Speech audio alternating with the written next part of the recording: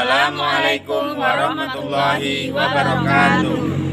Kami calon guru penggerak Angkatan 11 Kabupaten Oku Timur akan melakukan demonstrasi kontekstual Modul 2.3 Coaching Supervisi Akademik terdiri dari pengamat atau observer, coach, dan coachee. Bersama saya Eliati dari SDN 02 Transbatu Marta 8, Rahmaton dari SDN Nikan, Santoso dari SMA Negeri 1 Madang Suku 3. Selamat menyaksikan. Assalamualaikum warahmatullahi wabarakatuh. Bu Romatun, apa kabar hari ini? Waalaikumsalam warahmatullahi wabarakatuh. Alhamdulillah sehat, Pak. Ibu mau coaching bersama Bu Eliati ya? Ya. Oh iya. Kehadiran saya di sini, Bu, adalah untuk memberikan dukungan terhadap kompetensi coaching yang ingin Ibu kembangkan nanti. Ya. Maka dari itu saya akan mengamati proses coaching ya yang akan Ibu laksanakan kepada Ibu Eliati. Apakah Ibu sudah siap atau dalam proses coachingnya? Ya, insya Allah kami sudah siap, Pak. Baik, sebelum Ibu memulai kegiatan coaching, ada beberapa yang ingin saya jelaskan dan nanti saya akan bertanya kepada Ibu. Pertama-tama saya akan menjelaskan rubrik penilaian coaching yang akan Ibu lakukan nanti. Jadi, Bu, poin-poin yang akan saya amati ya saat Ibu melakukan proses coaching nanti, yaitu saya akan melihat apakah Ibu melakukan coaching sesuai dengan alur tirta atau tidak. Kita ketahui bersama alur tirta ya terdiri dari tujuan umum, identifikasi masalah, rencana aksi, dan tanggung jawab. Selanjutnya, saya juga akan mengamati apakah Ibu melakukan percakapan coaching berdasarkan prinsip-prinsip coaching ya. Nah, prinsip coaching itu adalah membentuk pemikiran dengan coachee dan menggali kompetensi coachee dengan proses yang kreatif dan memaksimalkan potensi ya, Bu ya. Oke, selanjutnya kompetensi inti coaching yang perlu diperhatikan ialah kehadiran penuh atau present, kemudian mengajukan pertanyaan yang berbobot dan juga mendengarkan ketika Ibu mengajukan pertanyaan. Yang berbobot juga harus bertanya dengan rasa. Jadi rasa di sini apa sih rasa ya? Maksudnya yaitu receive, ask, kemudian summarize dan appreciate ya Bu ya. Jadi apakah sudah jelas Ibu tentang rubrik penilaiannya? Ya, Pak, saya akan melakukan coaching sesuai dengan alur tirta. Dan juga saya akan menerapkan prinsip-prinsip di dalam coaching nanti. Iya. Jadi saya rasa sudah cukup jelas dengan rubrik yang Bapak sampaikan. Oh iya. Jadi kompetensi apa yang akan Ibu kembangkan untuk dalam proses coaching nanti? Di dalam proses coaching saya ingin mengembangkan pertanyaan yang berbobot dan juga saya akan mengembangkan mendengarkan aktif, Pak. Oh iya. Baik, sampai bertemu di proses coaching nanti ya Bu ya. Oke, selamat pagi. Assalamualaikum warahmatullahi wabarakatuh. Waalaikumsalam. Assalamualaikum warahmatullahi wabarakatuh. Selamat siang Bu Eli, bagaimana kabarnya? Waalaikumsalam warahmatullahi wabarakatuh. Selamat siang Ibu, alhamdulillah kabar saya baik. Kabar Bu Romatun gimana? Alhamdulillah sehat Bu, mudah-mudahan kita selalu tetap sehat ya Bu ya. Amin ya robbal alamin. Bagaimana Bu Eli? Kayaknya Ibu ada masalah. Apa ada yang ingin Ibu bicarakan?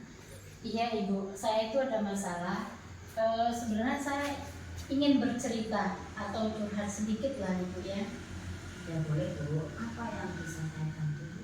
Begini Ibu, di sekolah saya, khususnya kelas saya, kelas 5 Ibu, di sini anak-anak saya itu susah sekali Ibu untuk melakukan sholat. Sekarang coba Ibu ceritakan, apa yang Ibu alami saat ini? Begini Ibu, di kelas saya itu khususnya kelas 5, saya itu sudah menyuruh anak untuk melakukan sholat atau melaksanakan sholat. Tapi ada anak yang melakukan sholat, tetapi ada yang belum. Bahkan ada orang tuanya untuk melarang melakukan sholat itu Ibu. Jadi saya berpikir, padahal sholat itu harus diajarkan sejak dini. Iya. Oh, jadi dari sini saya bisa menangkap permasalahan yang ibu hadapi, yaitu ada anak yang lupa untuk sholat dan ada juga orang tua yang melarang anaknya untuk sholat. Jadi ini menjadi permasalahan di dalam proses pembelajaran ibu tentang nilai agama dan nilai moral, begitu ya Bu ya? Iya Ibu, karena menurut saya belajar sholat itu harus diajarkan sejak dini. Iya. Nah, dari permasalahan yang ibu hadapi ini, apa rencana yang akan ibu lakukan? Saya akan melakukan perbaikan dalam proses pembelajaran saya dan agar pembelajaran saya menjadi lebih baik lagi ke depannya, Bu. Ya, benar sekali Bu. Jadi menurut ibu, untuk mencapai nilai agama dan moral anak, program pembelajaran kita ini serta orang tua juga tidak meninggalkan sholat, seperti apa menurut ibu?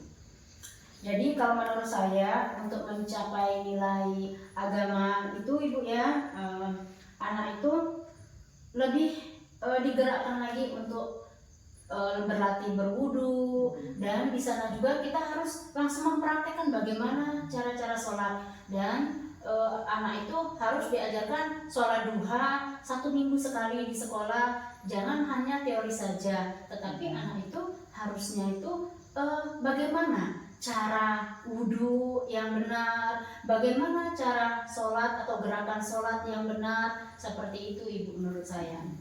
Jadi ibu pengen anak ini mau sholat dan orang tua juga bisa menjalankan kewajibannya sebagai seorang muslim untuk sholat dan tidak melarang anaknya untuk sholat, begitu ya Bu? Iya benar sekali Ibu.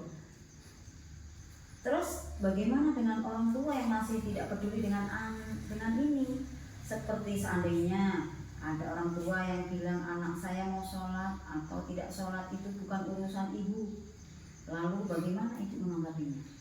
Oh, kalau masalah itu saya akan melakukan parenting, Bu, parenting kelas untuk orang tua, dan saya itu harus mengadakan kelas orang tua, memanggil orang tua itu dan memberi tahunya secara perlahan.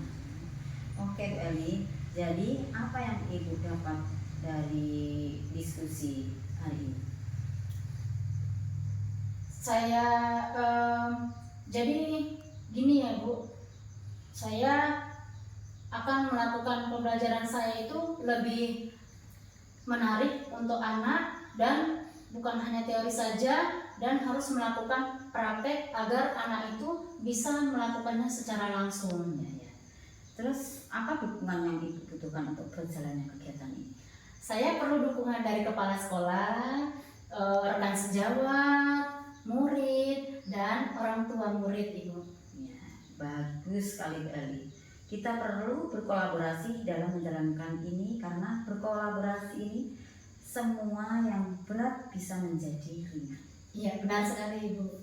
Nah, mudah-mudahan bisa diterapkan ya Bu Eli ya. Pengen lagi mendengar ceritanya kalau sudah melakukan kegiatan itu. Kira-kira kapan akan dilaksanakan lagi Bu? Insya Allah akan saya melakukan itu mulai minggu depan Ibu. Oh, minggu depan ya Bu ya? Iya Ibu. Oke Bu Eli, saya tunggu hasilnya setelah ibu mencoba seperti orang tua atau kelas orang tua dan melakukan refleksi. Luar biasa Bu Eli. Terima kasih banyak atas refleksinya dan sudah mengajak saya untuk refleksi ini. Sama-sama Ibu, terima kasih juga sudah mendengarkan curhat saya, cerita saya. Terima kasih banyak atas dukungannya Ibu. Sama-sama Bu Eli, sampai ketemu lagi ya Bu Eli ya. Ya. Assalamualaikum warahmatullahi wabarakatuh Pak Santoso. Waalaikumsalam warahmatullahi wabarakatuh. Apa kabar hari ini? Ya, inilah seperti yang Bapak lihat. Dari ekspresi ibu sepertinya tampak murung dan kurang bersemangat. Apa iya Bu? Ya, begitulah Pak. Saya sedang ada masalah. Kalau Pak Santoso, bagaimana kabarnya? Alhamdulillah Bu, saya baik-baik saja, dalam keadaan sehat, dan semoga kita selalu dalam lindungan Allah Subhanahu wa taala sehingga kita bisa keluar dari masalah-masalah yang kita hadapi. Amin. Oh ya Pak, apakah Pak Santoso saat ini dalam keadaan longgar? Bolehkah saya meminta waktu untuk ngobrol. Tidak lama kok Pak, mungkin hanya 15 menit lah Pak. Bisa ya Pak ya? Oh iya bisa Bu. Silakan. Apa sih yang mau diomongin Bu? Ya ini loh Pak, saya lagi suntuk, lagi galau Ya. ya. Karena ada siswa saya di kelas 4 ini jarang masuk sekolah Pak. Hal inilah yang membuat hati saya ini resah. Iya. Oh jadi mau ngomongin karena siswa ibu ini jarang masuk sekolah ya? Iya Pak. Ibu bisa nggak menceritakan secara detail nih bagaimana siswa tersebut atau seperti apa siswa tersebut? Iya Pak. Jadi begini Pak, saya mempunyai murid di kelas 4. Dia ini jarang sekali masuk sekolah. Kemudian ketika dia masuk sekolah pun dia ini selalu mengganggu teman-temannya. Merebut pensil temannya ketika temannya masih menulis, kemudian melempari kertas, kemudian juga dia lari-lari keliling kelas sehingga perhatian teman-temannya itu tertuju ke dia Pak. Akhirnya proses pembelajaran kami di kelas itu tidak efektif. Begitu. Terus apa yang sudah ibu lakukan terhadap anak tersebut? Ya, saya sudah memanggil anak tersebut dan mencoba melaksanakan segitiga restitusi terhadap anak tersebut. Nah, dan setelah saya adakan restitusi, awalnya anak itu masuk sekolah Pak, tetapi tidak berlangsung lama. Sekarang sudah tidak sekolah lagi Pak.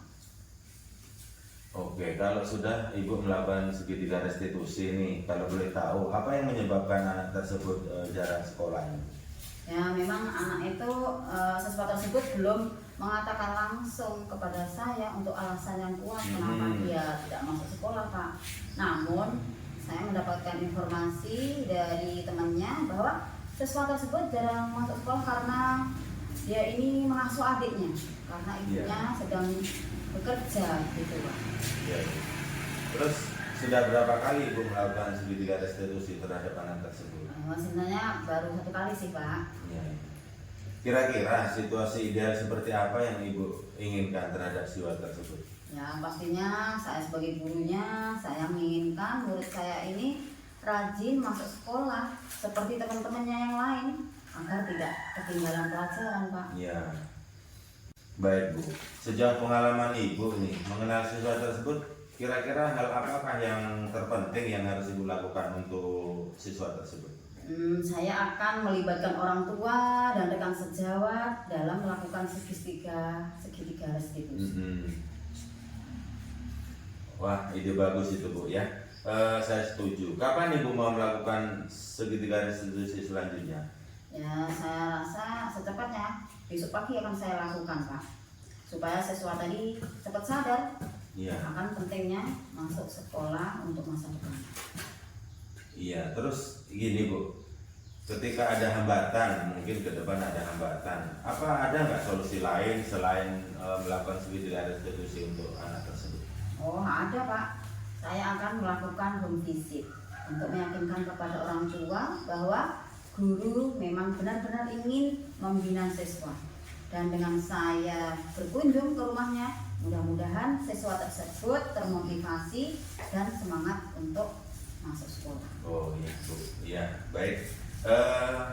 Baik Bu ya, mari kita bersama-sama melakukan segitiga restitusi, melibatkan orang tua dan guru lain untuk menyelesaikan masalah yang ibu hadapi. Iya Pak. Oke Bu, ya cukup.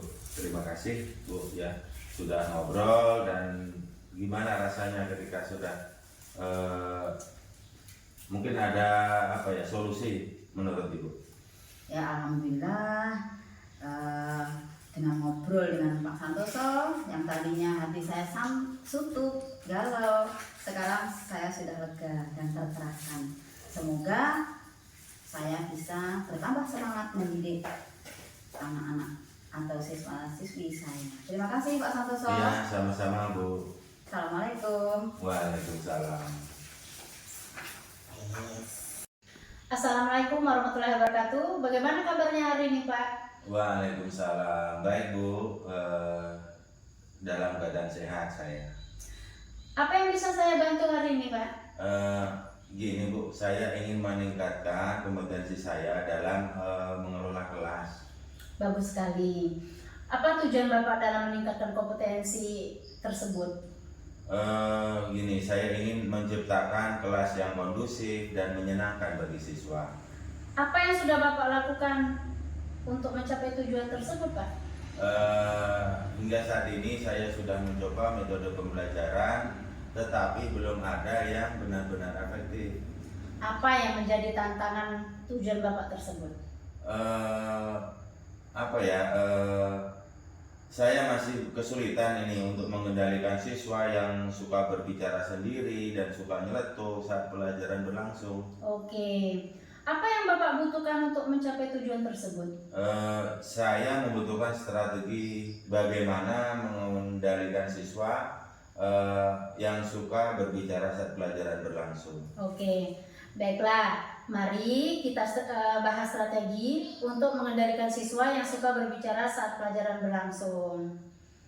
Pertama-tama kita perlu memahami penyebab siswa suka berbicara saat pembelajaran berlangsung. Apakah karena mereka tidak memahami materi pembelajaran tersebut, atau karena mereka bosan, atau apakah karena mereka belajar kurang menarik?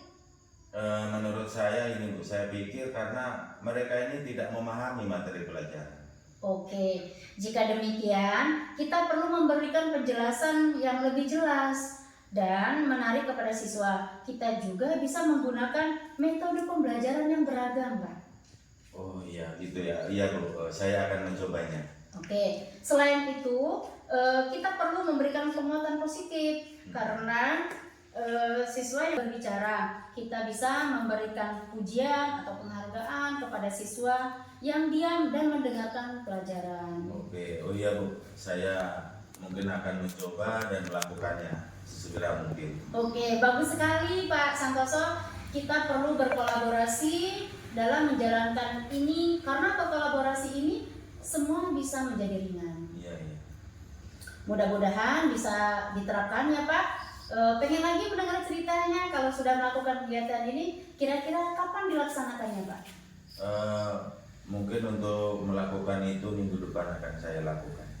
Oke, mudah-mudahan bisa diterapkan ya Pak Santoso ya. Oh iya, saya Pengen akan, lagi, iya. saya akan segera menerapkannya di kelas. Oke, baiklah. Saya rasa kita sudah selesai untuk hari ini. Silakan Bapak implementasikan strategi tersebut dan beritahu saya hasilnya nanti ya Pak. Oh iya Bu, terima kasih atas waktunya. Terima kasih dan sampai jumpa Bu. Oke, wassalamualaikum warahmatullahi wabarakatuh. Oke Bu Rahmatun, sangat luar biasa sekali. Ibu sudah melaksanakan coaching dan berjalan dengan baik. Menurut Ibu bagaimana perasaan Ibu setelah melaksanakan coaching?